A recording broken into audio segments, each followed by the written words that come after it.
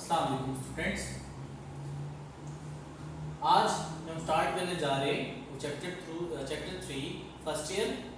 उसका आर्टिकल आपके पास है प्रोजेक्टाइल मोशन। स्टूडेंट्स, इससे पिछले लेक्चर में हमने ऑब्लिक प्रोजेक्टाइल मोशन जो कि केस 2 था उसको डिस्कस किया था। आज जो हम आगे इस लेक्चर को लेके चलेंगे उसमें आपकी मेन पॉइंट्स ये है कि हम height of the projectile motion, time of flight और range of the projectile motion को हम उसके फॉर्मूले को डिराइव करेंगे। तो आइए इसको हम लेके चलते हैं, स्टार्ट करते हैं। ऑब्लिक प्रोजेक्टाइल मोशन में अगर आप देखिए प्रोजेक्टाइल मोशन आपके पास क्या थी, टू डायमेंशनल मोशन जिसमें constant acceleration under the action of the gravity जो कि डेफिनेशन थी। स्टूडेंट्स, आप मैक्सिमम हाइट ऑफ प्रोजेक्टाइल को डिराइव करने अगर जाएंगे तो सबसे पहले डेफिनेशन क्या है, maximum height of the projectile या फिर हाइट ऑफ द प्रोजेक्टाइल की। स्टूडेंट्स, आपने एक चीज पढ़ी थी पिछले लेक्चर में जिसको हमने नाम दिया हुआ था कि ये पॉइंट ऑफ प्रोजेक्शन है। पॉइंट ऑफ प्रोजेक्शन वो पॉइंट होता है जिसके जरिए से या जहां से आप कह सकते हैं कि इनिशिएटिव है आपका कि जिससे आप उस प्रोजेक्टाइल को सर्टेन एंगल के साथ थ्रो करते हैं। So point of projection is a point from where the projectile is projected and the velocity with which a projectile is thrown or projected is known as velocity of a projectile। जिस velocity के साथ आप projectile को throw करेंगे तो वो velocity क्या कहलाएगी, वेलोसिटी ऑफ प्रोजेक्शन। और ये जो आपको थीटा एंगल नजर आ रहा है उस एंगल को हम क्या कहते हैं, this theta is known as angle of projection. और इसको हम डिफाइन कैसे करते हैं, the angle through which a projectile is thrown is known as angle of projection। अब height of the projectile and maximum height of the projectile क्या है, उसकी डेफिनेशन क्या आ गई, maximum vertical distance covered by the projectile is known as maximum height of the projectile। यानी ground level से लेके ये जो आपका लेवल है ये ग्राउंड लेवल है, ग्राउंड से लेके उस मैक्सिमम हाइट तक जितना आपका वर्टिकल डिस्टेंस होगा जो कि ये आपके पास है, ये क्या कहलाएगा आपका maximum height of the projectile. याद रखिए बेटा कि मैक्सिमम पॉइंट के ऊपर आपने पिछले लेक्चर में भी पढ़ा था कि मैक्सिमम पॉइंट के ऊपर वेलोसिटी के वर्टिकल कंपोनेंट आपके पास क्या होता है, जीरो। और चूंकि उस पॉइंट के ऊपर वो अपनी वेलोसिटी की डायरेक्शन को चेंज करता है और उस पॉइंट के ऊपर ग्रेविटी एक्ट कर रही होती है ड्यूरिंग वर्टिकल मोशन, तो उस टाइम पे आपका जो एक्सेलरेशन होगा वो किसके बराबर होगा, ग्रेविटेशनल एक्सेलरेशन के। अब जो अगर अपवर्ड मूव कर रहा है तो वो माइनस जी लेते हैं हम, अगर डाउनवर्ड आ रहा है तो आपके पास क्या है, माइनस जी आ रहा है। अगर आपके पास ये डाउनवर्ड आ रहा है तो आपके पास क्या आता है, पॉजिटिव जी। अब आपने क्या करना है, डेरिवेशन करनी है। तो देखिए बेटा हम हेल्प आउट लेते हैं किससे, इक्वेशन ऑफ मोशन से, जो कि थर्ड इक्वेशन ऑफ मोशन है 2as is equals to vf square minus vi square। a is acceleration, s is the distance, vf is the final velocity and vi is the initial velocity। इस equation को मैं नाम देता हूं, ये आपके पास क्या है, इक्वेशन a। अब हम इसमें थोड़ी सी रिप्लेसमेंट करते हैं। आपके जो यहाँ पे s है वो किसके बराबर हो जाएगा, h मैक्सिमम, जो कि रिप्रेजेंट करेगा मैक्सिमम हाइट को। Find the velocity at maximum height is 0 and initial velocity with which a projectile is thrown in vertical direction, उसका जो कंपोनेंट आएगा वो आपके पास क्या आएगा, vi sin थीटा। अब बेटा याद रखिए मैक्सिमम हाइट तक अगर आप देखें तो प्रोजेक्टाइल आपका किधर जा रहा है, अपवर्ड जा रहा है। तो ग्रेविटी का केस जा रहा है, तो उस टाइम पे आपका साइन आएगा वो क्या आएगा, नेगेटिव आएगा। बड़ी इंपॉर्टेंट बात जो इस लेक्चर की नोट करने वाली है वो ये है कि स्टूडेंट्स, अगर आपसे कोई पूछ ले कि आप फर्स्ट पार्ट के ऊपर देखें तो आपका प्रोजेक्टाइल अगेंस्ट द ग्रेविटी जा रहा है, तो उस केस में तो आपका साइन नेगेटिव है। लेकिन मैक्सिमम हाइट से अगर आप आगे देखें तो आपका जो प्रोजेक्टाइल है वो तो जमीन की तरफ आ रहा है, तो उस टाइम पे आप ये नेगेटिव साइन क्यों लेते हैं, पॉजिटिव कंसीडर करना चाहिए। तो याद रखें, आपने एक चीज पढ़ी थी बेटा, अगर आप देखें कि जो वीटी ग्राफ थे, वेलोसिटी यानी स्पीड टाइम ग्राफ, उसमें अगर आप देखें कि अगर किसी भी ऑब्जेक्ट वेलोसिटी इसका आपको सर्टेन हाइट से तुम थ्रो कर रहे हैं, तो अगर आप उसका स्लोप देखते थे तो स्लोप इस तरह के ग्राफ का क्या आता था, नेगेटिव आता था, जिसको आप नाम देते कि ये क्या हो रहा है, डी एक्सेलरेट हो रहा है। तो सेम केस देखिए, आपकी वेलोसिटी यहां पे डाउनवर्ड आ रही है, तो अगर आप स्लोप देखिए वीटी ग्राफ का तो आपके पास क्या आता है, वो भी नेगेटिव आता है। इसलिए हम यहाँ पे एज अ होल जो साइन है आपके पास साइन है वो क्या करते हैं, कंसीडर करते हैं, नेगेटिव कंसीडर करते हैं। तो रिप्लेस करें जरा इसमें, तो आपके पास आएगा 2, a की जगह आपके पास g जो कि माइनस g होगा, x की जगह h maximum is equal to vf की जगह 0 माइनस vi की जगह क्या आ जाएगा, vi sin थीटा, क्योंकि vi के ऊपर स्क्वायर है इसके ऊपर भी आ जाएगा स्क्वायर। सिंपलीफाई करते हैं थोड़ा, क्या जाएगा -2gh maximum is equal to -vi square sin square theta, negative sign negative side cancel, क्या आ जाएगा 2gh maximum is equal to vi square sin square theta. अब हमें क्या चाहिए, हाइट मैक्सिमम चाहिए, तो बेटा आप इसको थोड़ा सा मॉडिफाइड करें, 2g मल्टीप्लाई हो रहा है उस तरफ जाके क्या हो जाएगा, वो डिवाइड हो जाएगा, तो ये बनेगा h maximum is equal to vi square sin square theta divided by 2g। इस फार्मूले को देखें जरा, तो बेटा फार्मूले में अगर देखें तो मैक्सिमम हाइट डिपेंड किन फैक्टर्स के ऊपर कर रही है। पहला फैक्टर आपके पास क्या है, डायरेक्टली रिलेट कर रहा है किसके साथ, square of the initial velocity. अगर उस केस में आपका थीटा और g कांस्टेंट है, क्योंकि हमने एक टाइम पे एक को हम चेंज कर सकते हैं, बाकी आपने क्या रखने होंगे, कांस्टेंट रखने होंगे। सेकंड जो फैक्टर है वो डायरेक्टली रिलेट कर रहा है किसके साथ, थीटा के साथ, टाइम आपके इनिशियल वेलोसिटी एंड ग्रेविटी क्या है, कांस्टेंट है। तीसरा फैक्टर आपके पास क्या है, इनवर्स रिलेशन है किसके साथ, ग्रेविटी की एक्सेलरेशन के साथ, जिसमें vi और थीटा आपका क्या होगा, कांस्टेंट होगा। तो ये कुछ थी आपकी बातें जो कि हमने की किसके बारे में, मैक्सिमम हाइट, और फिर हमने इसको फॉर्मूलाइज किया, उसको डिवाइड को हमने डिराइव किया। अब आपके पास है time of flight. Time of flight आपके पास क्या है कि प्रोजेक्टाइल पॉइंट ऑफ प्रोजेक्शन से लेके पॉइंट ऑफ इंपैक्ट तक जाते हुए एयर में कितने लम्हे के लिए रहा, तो इसको हम कहते हैं क्या कहलाएगा, टाइम ऑफ फ्लाइट। या हम इसको इस तरह भी कहते हैं कि पॉइंट ऑफ प्रोजेक्शन से लेके पॉइंट ऑफ इंपैक्ट तक उसको कितना टाइम लगा, तो ये क्या कहलाएगा, टाइम ऑफ फ्लाइट कहलाता है।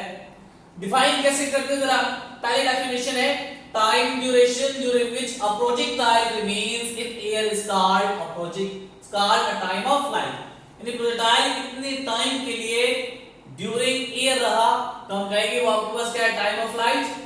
Another definition is the time duration of a projectile during which a projectile moves from point of projection to the point of impact, यानी point of projection से लेके point of impact तक उसको कितना time लगा, उसको हम कहते हैं ये क्या है, time of flight.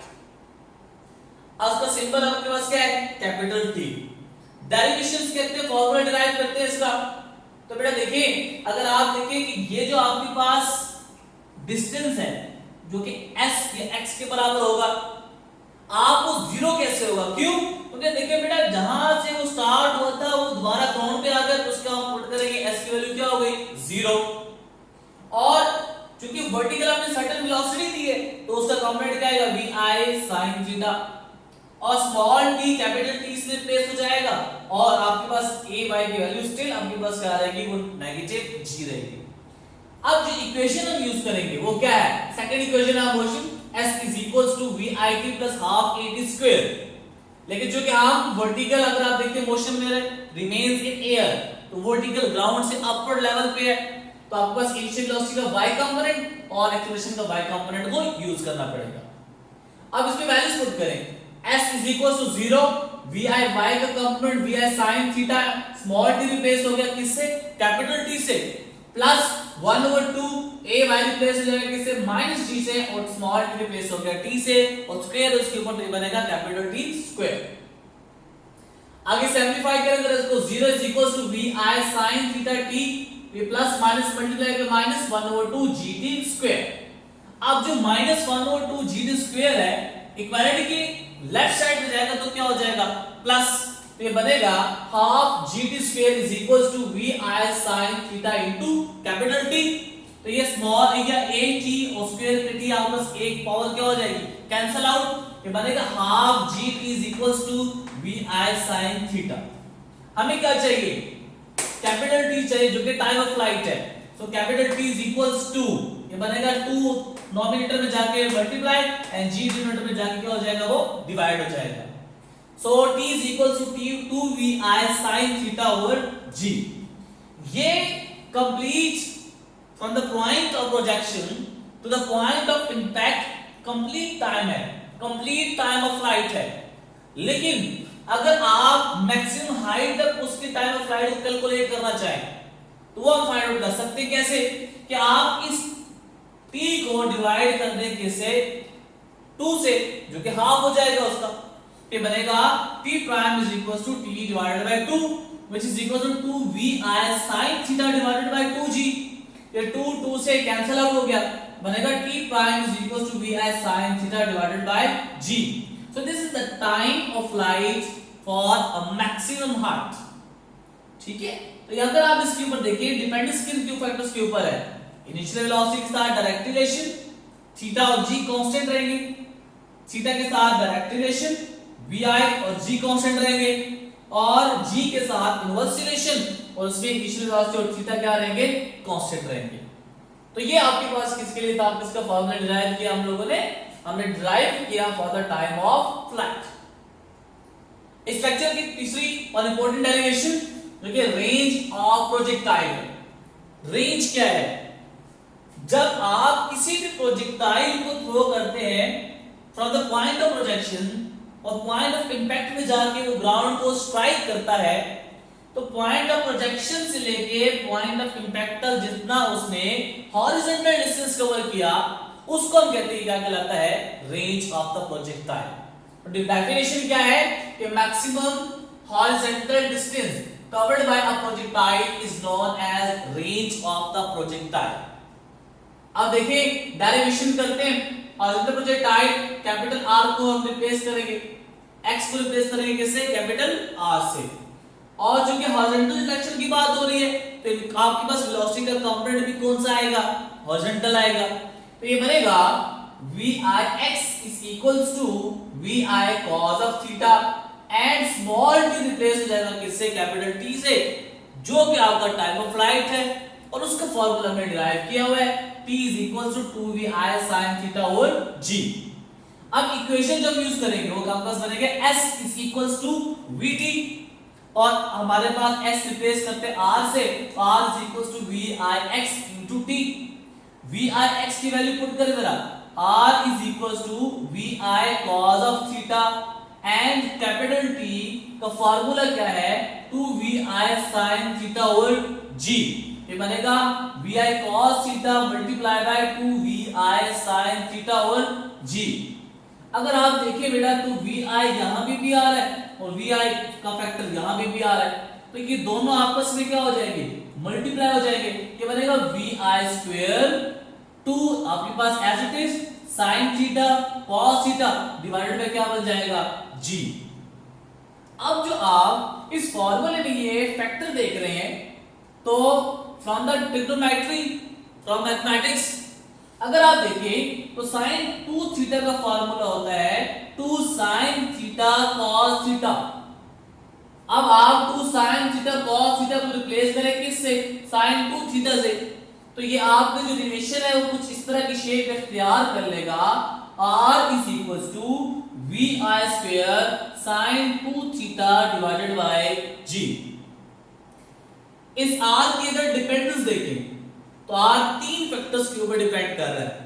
Initial velocity जिसके साथ उसका डायरेक्ट रिलेशन है, जिसमें आपने एंगल और g को क्या रखना है, कांस्टेंट रखना है। थीटा के साथ उसका डायरेक्ट रिलेशन, तो vi and g constant. Inverse relation किसके साथ है, g के साथ, उसमें आपने थीटा और vi को क्या रखना है, कांस्टेंट रखना है। एक बड़ी इंपॉर्टेंट आपके पास बात और बड़ी इंपॉर्टेंट आपके पास एमसीक्यूज या क्वेश्चन आपके पास आ सकता है पेपर पॉइंट ऑफ व्यू से कि at what angle the range of the projectile is maximum. किस एंगल के ऊपर प्रोजेक्टाइल की जो रेंज होगी वो मैक्सिमम होगी। अगर आप देखें तो रेंज एंगल के साथ फैक्टर आपके पास कौन सा है, 2, यानी थीटा के ऊपर डिपेंड कर रहा है, और साथ में फंक्शन कौन सा है, साइन का है। तो साइन की मैक्सिमम वैल्यू क्या होती है, 1।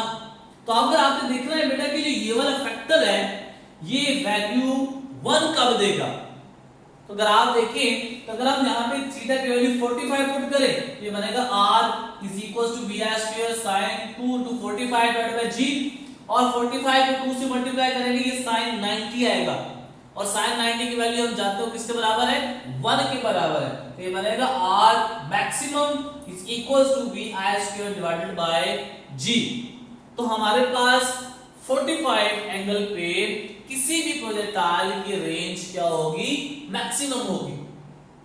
तो ये आपके पास थी केस 2 ऑब्लिक प्रोजेक्टाइल मोशन की फॉर्मूलेशन, जो कि डिराइव किया हमने। पहले क्या किया, हाइट ऑफ द प्रोजेक्टाइल के लिए फार्मूला में लिखा, उसको डिराइव किया, फिर टाइम ऑफ फ्लाइट के लिए फार्मूला डिराइव किया, और फिर हमने लास्ट में क्या किया, रेंज ऑफ द प्रोजेक्टाइल के लिए। और बाद हमने ये पता चला कि 45 डिग्री पे रेंज किसी भी प्रोजेक्टाइल की क्या होगी, मैक्सिमम होगी। उम्मीद है आपको ये लेक्चर समझ आया होगा। नेक्स्ट लेक्चर में हम इसके इंपॉर्टेंट एमसीक्यूज जो कि inter test point of view से और पेपर पॉइंट ऑफ व्यू से बड़ी इंपॉर्टेंट है। तो तब तक के लिए अल्लाह हाफिज।